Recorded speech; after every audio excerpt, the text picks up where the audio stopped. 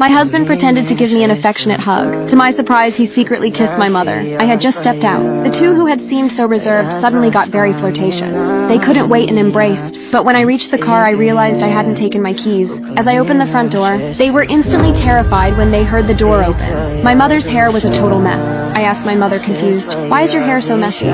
She said she messed it up while picking up some books earlier. Right then, I noticed my husband's shirt button was misaligned. He just smiled and said he accidentally buttoned it wrong when he got up this morning. I didn't pay it any mind. I started looking for my car keys. Suddenly I spotted the car keys on the ground.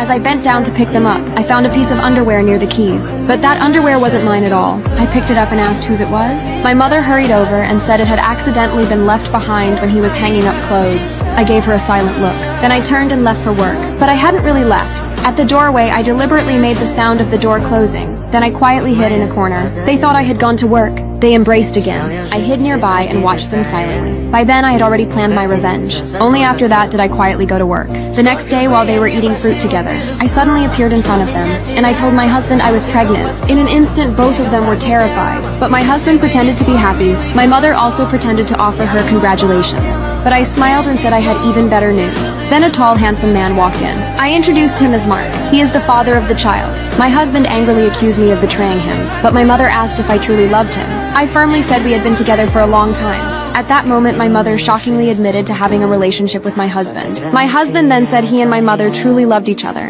He asked me to let them be together. What they didn't know was that all of this had been part of my plan. Mark took a voice recorder out of his pocket. He played back the conversation they had just had. My mother realized I had deceived them. They saw the lawyer standing right there in front of them. In the end, the two of them had no choice but to leave the house.